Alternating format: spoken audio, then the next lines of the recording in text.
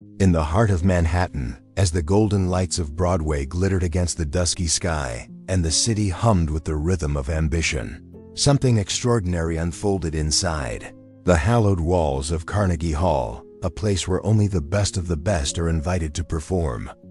That night, the air inside the hall was thick with formality and expectation. The audience, a collection of the wealthy, the refined, and the musically elite, sat in velvet seats beneath crystal chandeliers, waiting to be enchanted by the celebrated Maestro Alexander Bissett, a man whose mere presence at a piano was considered a once-in-a-lifetime experience. His fingers, they said, could make stone statues weep. But as the lights dimmed and the stage settled into silence, no one, not the critics, not the dignitaries, not even Bissett himself, could have predicted that the soul who would truly stir the room that night wasn't a man of stature, but a blind black boy no older than 12, wearing worn-out sneakers and a second-hand hoodie. He came in quietly, unnoticed and uninvited, and when he left, the entire world would know his name. His music would ripple across the internet, across countries, across hearts. But before all of that, he was just a boy named Marcus, alone, invisible, and quietly listening to the world in ways most of us never could. Marcus had never seen a sunrise. He had never looked into the mirror. Born blind in a rundown hospital. In Harlem, left abandoned before he could utter his first word, his world had been dark from the very beginning. But in that darkness, something remarkable had bloomed, a sense of hearing so finely tuned, so extraordinarily sensitive, that it compensated in ways even scientists might struggle to explain. He could tell who entered a room just by the softness of their footsteps. He could hear the age in a voice, the mood in a breath, the weight of sadness behind the whisper. For Marcus, sound wasn't just a sense, it was sight, emotion, story, memory. And above all else, the one sound that had always stirred something deep inside him was music. He had never touched a piano, never had a lesson. But years ago, when he was 6, he found an old, half-broken transistor radio in the trash behind one of the foster homes. He turned it on, fiddled with the knob until static gave way to a soft classical melody. He froze, the strings, the notes, the rhythm, they wrapped around him like warm arms. Since then, every night, wherever he was, whether it was a government-run group home or the floor of a shelter, he would find a way to listen. He didn't know the names of the pieces at first, or who composed them, but he memorized every note. He hummed them until they became part of him. Now at 12 years old, Marcus lived in a foster center only a few blocks from Carnegie Hall. It was the type of place that ran more like a warehouse for forgotten children than a home. The caretakers weren't cruel, just overwhelmed. They fed the kids, made sure no one ran away, but there was no love, no curiosity, no room for dreams. The other kids mocked Marcus for how he stared at nothing, how he talked to himself when he listened to music, how he got lost in the sound of rain or the ticking of clocks. But Marcus didn't mind. He had his music, and in that, he was never alone. One late autumn evening, the air crisp with the first warning of winter, Marcus was walking alone. He didn't have permission. He just left. He followed a melody drifting from somewhere in the distance, soft at first, but calling to him like a lighthouse to a lost ship. He navigated with his cane, tapping gently against the sidewalk, adjusting course with every echo. The music grew louder, fuller, more powerful. He knew that piece. It was Rachmaninoff's Piano Concerto No. 2, a storm of emotion wrapped in delicate harmonies. And then, suddenly he found himself in front of a building he had only heard of on the radio, Carnegie Hall. He stood there for a long moment, hand on the cold stone wall, letting the vibrations of the music soak into him. He could hear the audience inside, the acoustics bouncing beautifully off the golden interior. He didn't want to go in. He just wanted to be near it, to feel it. But fate had other plans. A woman named Clara, a stage technician who had stepped out to take a break, noticed the boy standing motionless outside. Something about his stillness pulled her in. She watched for a moment. He wasn't begging, wasn't causing trouble. Just ... Listening. She approached him gently.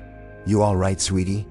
she asked. Marcus turned his head toward the voice, smiled softly, and replied, "That's Liszt, isn't it? But the way he plays, it's different. More silver than fire." Clara blinked.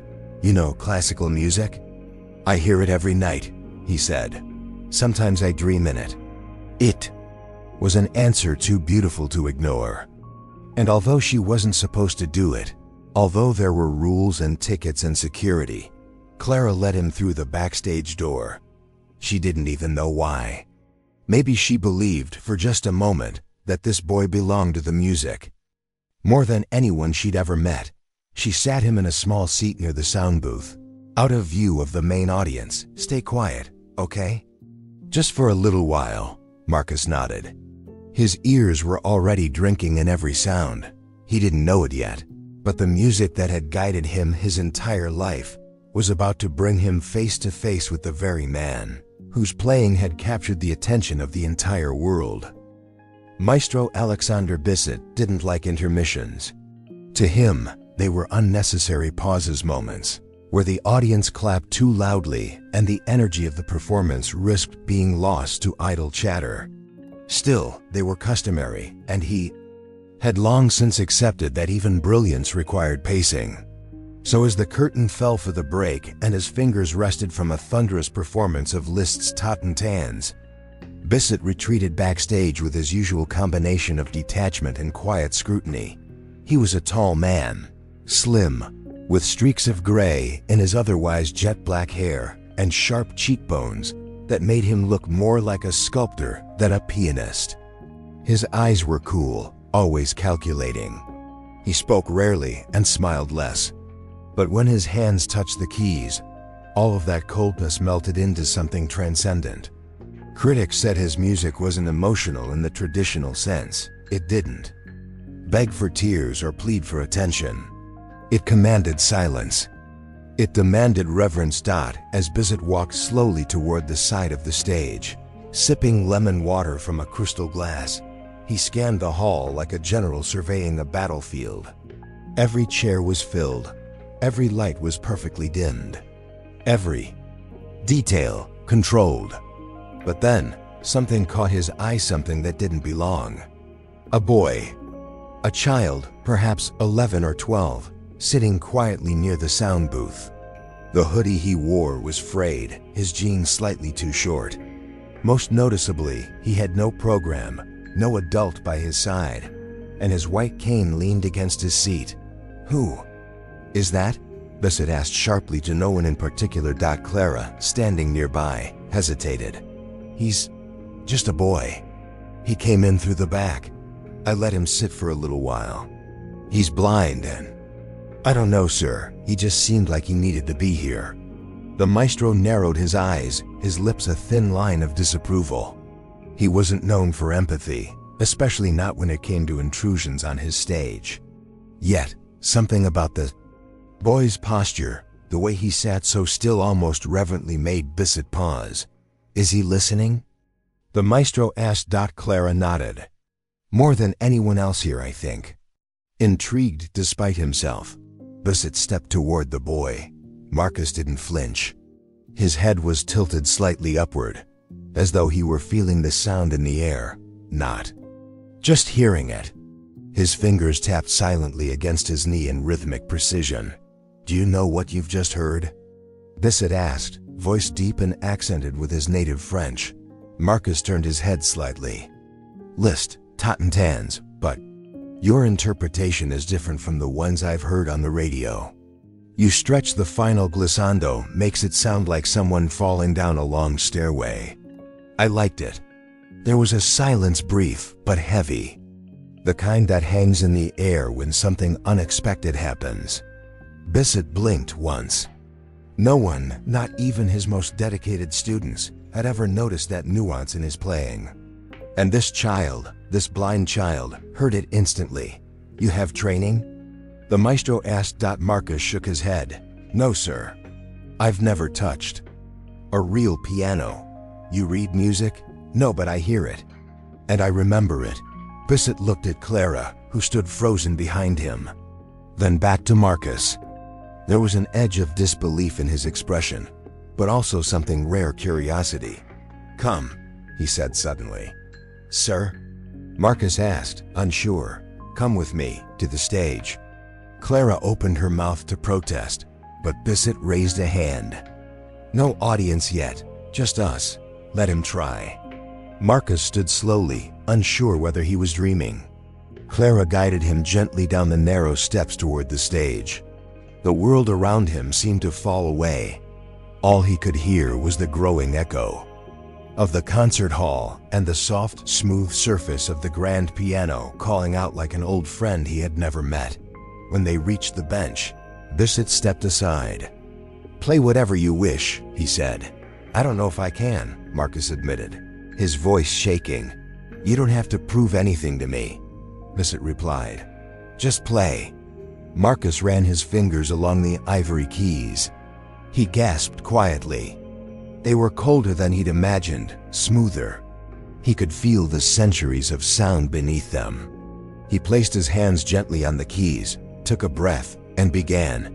He didn't play a song he'd memorized. He didn't imitate anyone.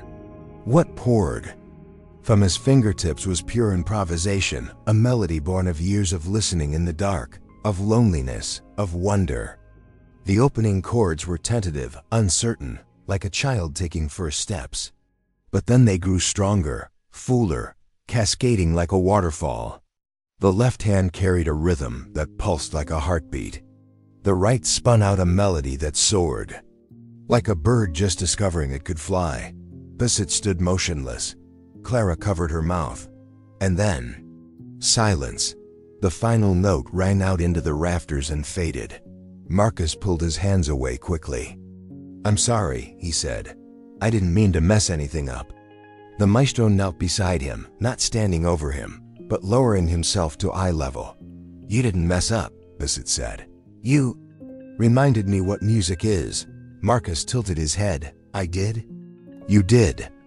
And in that moment, under the spotlight meant for legends, the man who had once believed music was only about control found himself, moved to tears by a boy who had never seen the world, but had always heard its soul. The next morning, the entire city was humming, but not from the usual noise of car horns, subway brakes, and street performers. No, this time it was different. By sunrise, the video had already begun to spread. A member of the cleaning staff at Carnegie Hall, who had returned early to prep the stage, had recorded Marcus's spontaneous performance on their phone. What was meant to be a short personal clip had become a tidal wave. In less than 12 hours, it had been shared on multiple platforms with captions like, "Blind boy sits at piano and leaves a maestro speechless. And you won't believe what this 12-year-old played from memory." By noon, it had hit 1 million views. In neighborhoods from Harlem to Houston, people watched in disbelief as the boy with closed eyes and trembling fingers transformed into a musical phenomenon right before them. Some cried. Some stared in stunned silence. But everyone agreed on one thing. They had just witnessed something holy. Maestro Alexander Bissett, a man notoriously private and press-shy, gave a rare statement to a local newspaper when contacted for comment. His words were brief but powerful. "I have performed on 5 continents, played before kings, and taught the most promising minds of our time. And yet, in all my years, I have never experienced anything like what I did last night. Marcus is not just gifted, he is pure music." That quote lit the match that turned Marcus's story from a viral moment into a global movement. Soon, the phone lines at Carnegie Hall were ringing off the hook. News crews gathered outside the building. Networks from Europe, Asia, and South America all requested interviews. Meanwhile, Marcus sat quietly on the edge of his bunk bed at the foster home, completely unaware that his life was changing by the hour. He didn't have a smartphone. He didn't even know what going viral meant. It was Clara who rushed into the home that afternoon, flanked by 2 social workers and a city official. "Marcus," she said breathlessly, "you need to come with me. Now." He tilted his head, curious. "Did I do something wrong?" She smiled, almost laughed through her nerves. "No, sweetheart, you did something right. The world heard you." They brought him back to Carnegie Hall under light security. Reporters waited outside. Bissett met them at the door himself. There was no performance scheduled that day, but the hall was packed. Thousands of people had gathered just to see him. Not the maestro, not a symphony. Just the boy who had played from the darkness and lit a fire in their hearts. But Marcus didn't understand the spectacle. To him, the attention was confusing, overwhelming, even. He didn't want flashing cameras or microphones, he wanted a piano dot, so Bissett did something no one expected. He stepped onto the stage, faced the crowd, and raised his hand for silence. "This child," he said, his voice echoing through the stillness, "is not a sideshow. He is not an internet clip. He is not your feel-good headline. He is a composer, a prodigy, and tonight I will accompany him." A hush fell over the hall. Then the maestro turned to Marcus, who stood beside the grand piano in his 2 small sneakers, hands trembling. Bissett placed a gentle hand on his shoulder. "You ready, maestro?" he asked. Marcus gave the smallest of nods. And then they began. The lights dimmed once more inside Carnegie Hall, but this time the room felt different. The usual buzz of anticipation was replaced by a kind of sacred stillness. The air was thick with emotion, curiosity, awe, disbelief. No one knew what to expect from the blind boy who had walked into their lives like a breeze and left them shaken like a storm. But they were here, not because they were promised greatness, but because they had felt it. On stage, Marcus sat quietly at the grand piano, his fingertips grazing the smooth ivory keys like they were pages in a braille book only he could read. Alexander Bissett stood to the side, not in the spotlight, not as the leader, but as a humble accompanist. He had performed with some of the finest musicians the world had known, but even he knew this night did not belong to him. There was no written music on the stand, no notes, no instructions. What was about to unfold would be pure, unfiltered creation. Marcus closed his eyes, not that it made any difference, and took a deep breath. Then he began to play. The first note was a whisper, delicate, lonely. It rang out like a single tear falling into silence. Then came another, and another. Slowly, a melody formed, fragile but beautiful, like a flower blooming between cracks in the pavement. The piece had no name. Marcus had composed it in his head over years of listening, dreaming, remembering. Every bar was a memory, every phrase a feeling. The music rose and fell like waves against a distant shore. When the melody swelled, so did the hearts of everyone listening. The harmonies carried sorrow, yes, but also hope. It was as if Marcus was telling his life story through sound. The abandonment, the loneliness, the long nights pressing his ear against a radio, the laughter he'd only heard but never seen, the hunger, the wonder, the aching for something more, and then the joy, the beauty he'd found in music, the love he hadn't known how to ask for, but always felt from the keys beneath his hands. Bissett, for his part, joined in seamlessly, gently weaving a second voice into Marcus's song. It was humble, supportive, never overpowering. It was as if he knew that the boy's melody didn't need embellishment. It just needed space, room to be heard. And when Marcus reached the final passage, a soft, descending scale that seemed to echo into forever, the hall was completely still. No one moved. Not even the air dot, and then the final note landed like a sigh. Silence. Not the kind that feels awkward or uncertain, but the kind that holds reverence. The kind of silence that honors something holy. For nearly 10 seconds, the room didn't breathe. Then it began. A single clap. Then another. And then the dam broke. Applause thundered through the hall. People stood to their feet, some weeping, others stunned. A woman in the front row pressed both hands over her mouth.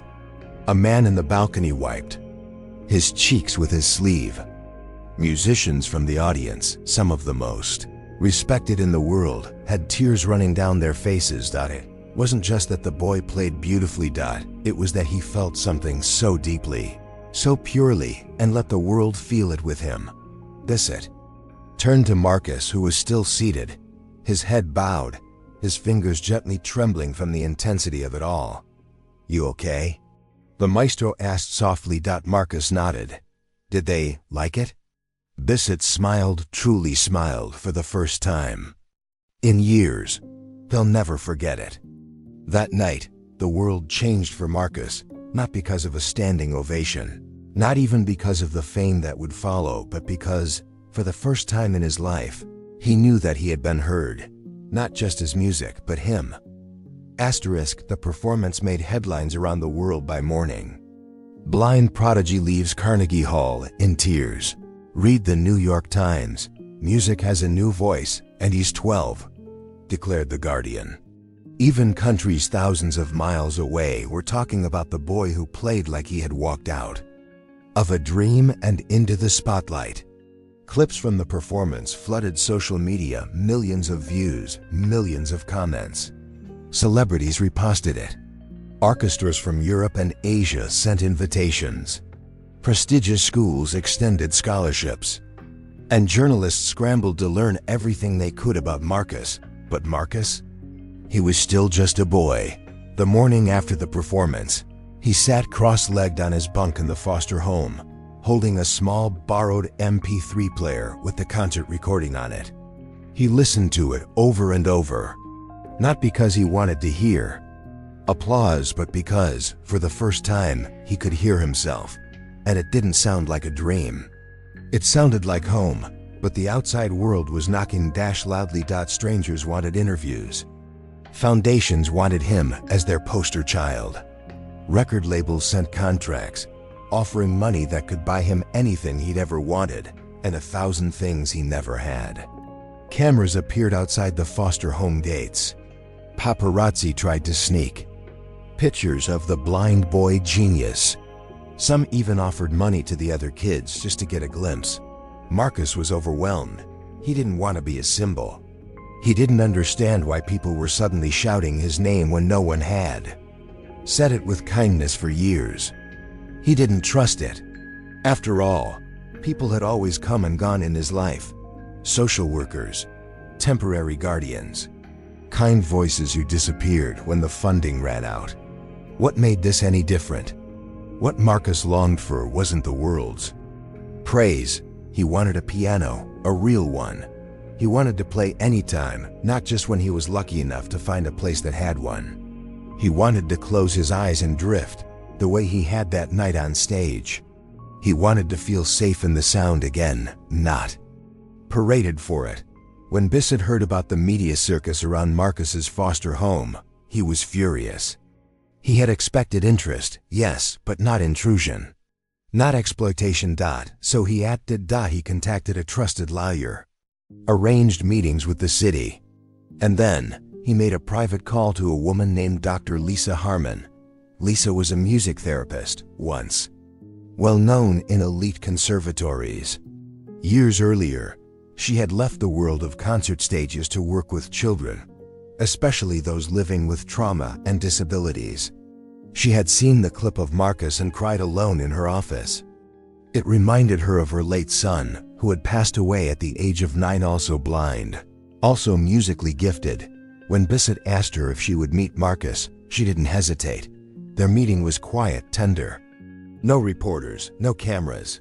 Just two people sitting across from one another. "Do you like music?" Lisa asked him. Marcus smiled shyly. "It's the only thing that's ever liked me back." She chuckled softly, tears threatening the edges of her voice. Over the next few weeks, Lisa visited him often. She brought small instruments, a digital piano, sheet music and braille. She didn't push. She didn't tell him what to do.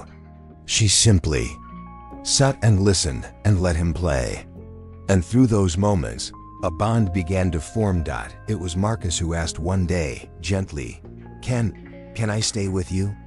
Lisa said yes without blinking. Within a month, the courts approved the adoption. And just like that, Marcus had what he had never known, a home. A quiet bedroom with a real bed, a bookshelf of music he could run his fingers across, and in the center of the room, a baby grand piano donated anonymously by someone who had seen him play at Carnegie Hall. He touched it like it was made of stardust. He played it every morning. And every night. But Lisa didn't just give him a piano, she gave him safety. She shielded him from the chaos, the noise, the pressure. She reminded him that his music didn't need to serve anyone, it just needed to serve him. She enrolled him in music theory classes with patient teachers, helped him build a studio in their home where he could record whenever inspiration struck. For the first time in his life, Marcus was not surviving, he was growing. But with growth came questions. Why had it taken a viral moment for anyone to see him? How many other children were out there, gifted, brilliant, full of music, but left in the dark, unheard? That's when Marcus made a decision. He didn't want to be a celebrity. He wanted to be a bridge. Months passed. Marcus no longer lived in a noisy dorm, crowded with forgotten children. He no longer woke to the sound of yelling or the rattle of pipes in the middle of the night. Now he awoke to soft morning light bleeding through the window, the scent of fresh bread baking downstairs, and the gentle hum of his mother Lisa warming up her voice in the kitchen. He had a family now. And in the corner of his bedroom, standing silently but always waiting, was his piano. His real voice. But with comfort came clarity. Marcus had more than just talent, now he had a platform. A voice that people finally listened to. And he realized something deeply painful. He wasn't the only one. He wasn't the only child who had been cast aside. The system was still broken. There were still children out there, blind, orphaned, disabled, silenced, whose hands would never touch a piano, whose minds held music no one would ever hear, because the world simply wasn't listening, and that hurt him more than anything else. One night, after finishing an improvised piece he titled Invisible Stars, Marcus asked Lisa, "What if we made a place where kids like me could play? Where no one tells them they're too small or too broken to be heard?" Lisa looked at him with a softness that only mothers have. "Then that's what we'll do." And so they did, with help from Alexander Bissett, who had since become a mentor and an honorary grandfather to Marcus. They founded the Sound Beyond Sight Foundation, a nonprofit that gave blind and neurodivergent children access to instruments, one-on-one music training, and emotional therapy through music. The foundation began small. A rented space, a second-hand piano, a few students. But the world was watching Marcus now, and his cause struck a chord that no fundraising campaign ever could. Donations poured in, musicians volunteered to teach, architects offered to design schools, and just like that, a movement was born. Marcus didn't just play anymore, he spoke. At schools, at global conferences, at music festivals where he was the youngest speaker in the room. And when he spoke, he didn't talk about fame or going viral. He talked about silence, about how painful it is to scream into the dark and hear nothing back. And then he spoke about music, about how even one note could be a lifeline if someone was willing to listen. "I was never trying to be great," he said once during a TED-style talk at Lincoln Center. "I just wanted someone to hear me. Every child deserves that." By age 13, Marcus had written and released an album titled From the Quiet, filled with original compositions that blended classical with jazz, gospel, and sound textures.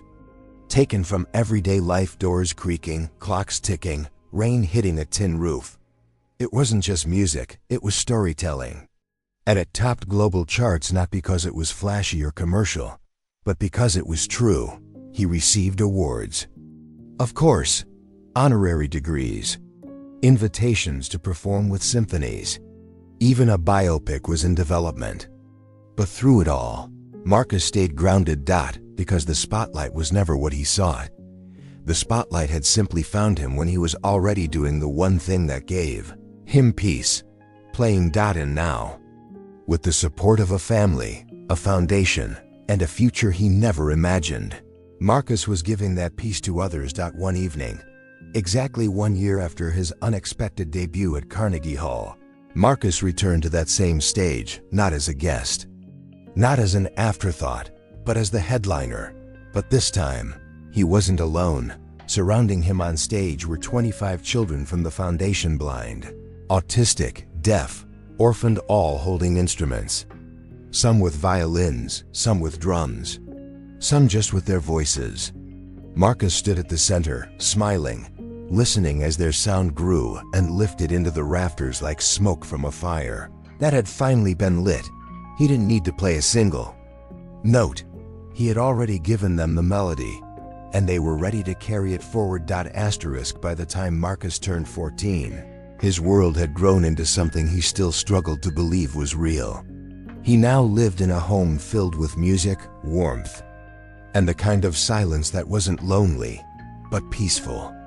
The foundation was thriving, with 3 more locations being planned across the country. His album, From the Quiet, had won a prestigious international award for innovation in music. And he had just been invited to collaborate on a project with the Royal Conservatory in London. Every day, the boy who once wandered the streets with no destination now had more invitations than he could answer. But even in that brightness, there were shadows. Marcus still had questions. Not about his music, not about his future, about his past. Lisa noticed it in the quiet spaces between their busy lives, in the way he paused after reading letters from children who thanked him, in the way he lingered at the piano late into the night, fingers hovering but not playing. He hadn't said anything, but she could feel it. Marcus was wondering where he'd come from, why he'd been abandoned, who had let him go, and more importantly, why. Then one rainy afternoon, everything changed. A letter arrived. No return address, no signature. Just a thick, old envelope sealed with trembling hands. Lisa almost didn't open it, but something told her it wasn't fan mail. Not this one. Inside was a short, handwritten message. I saw him on the news. I don't deserve to know him, but if he wants the truth, I'll tell him. I'm sorry. Attached was a phone number, a crumpled photograph, and on the back of it, a faded note. Marcus, 2 months old, Harlem General. Lisa's hands shook. She sat down at the kitchen table, staring at it for a long time. She didn't want to break his heart, but she also knew some wounds only begin to heal when the silence is broken. That night, she told Marcus everything. He didn't cry. He just sat still for a long time, running his fingers over the edges of the photograph. Can I talk to him?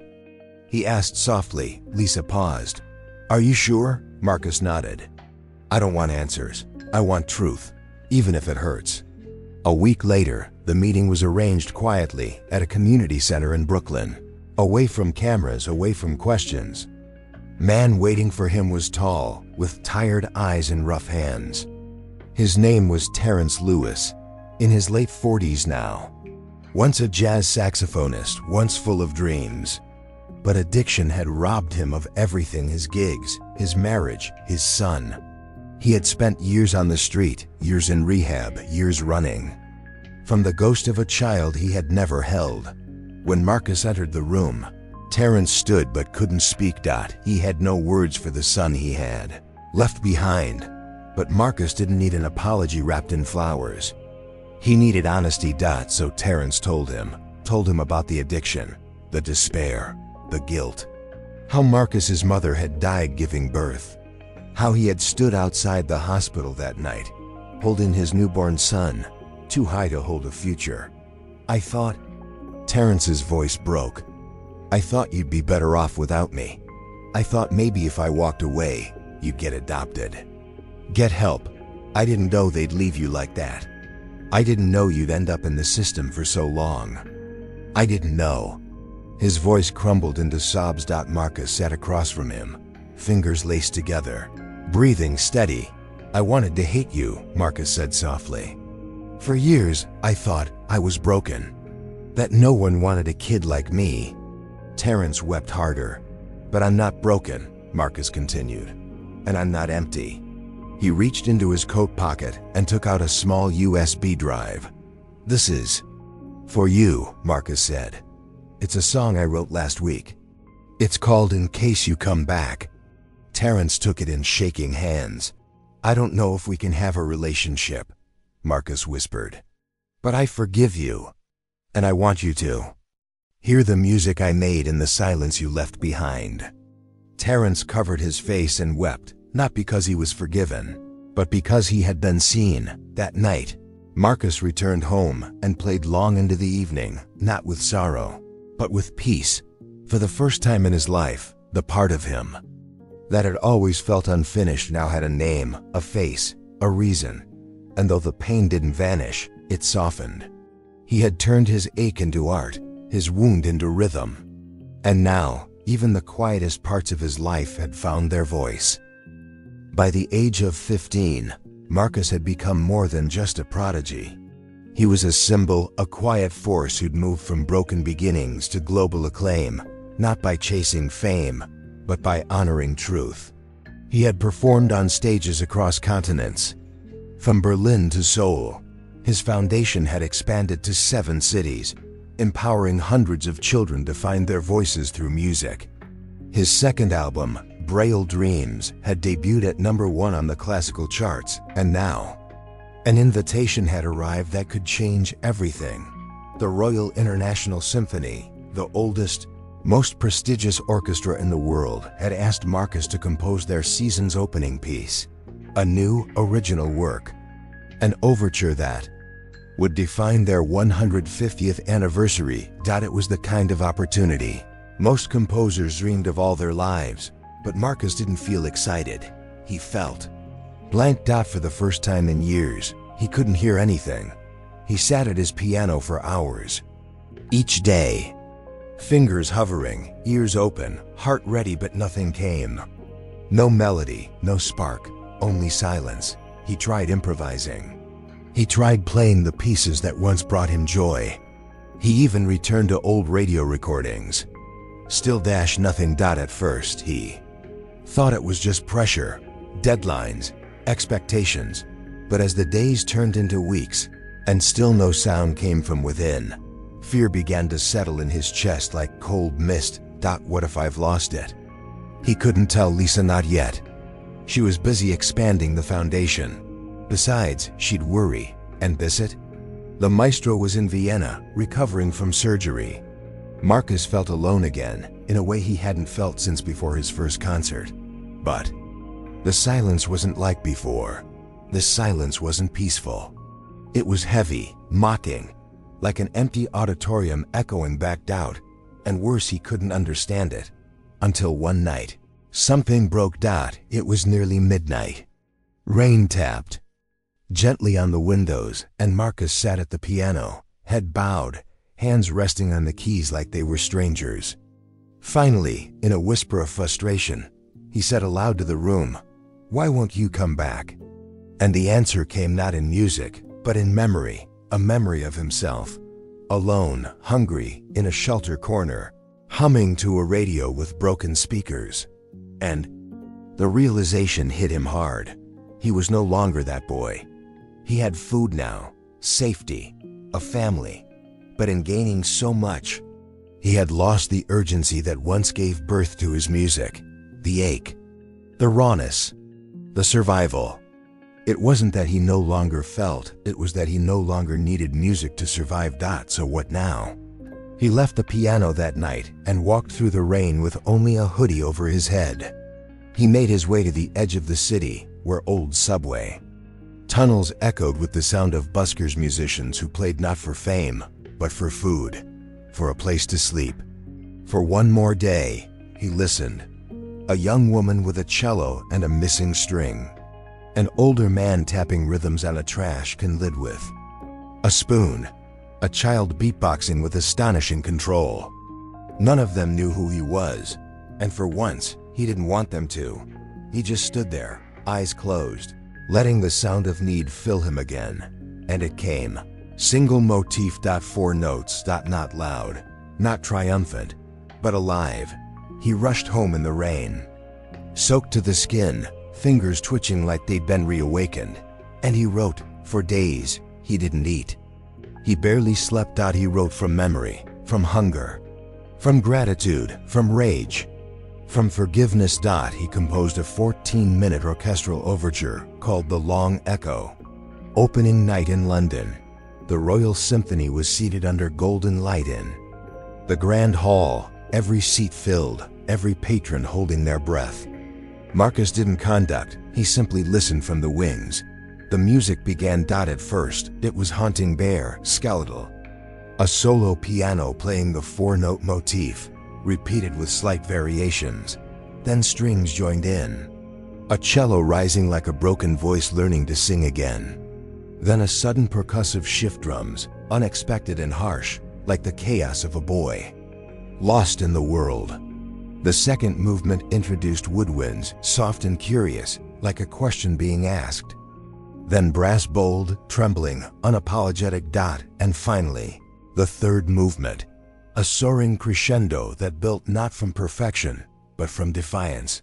It didn't sound like victory.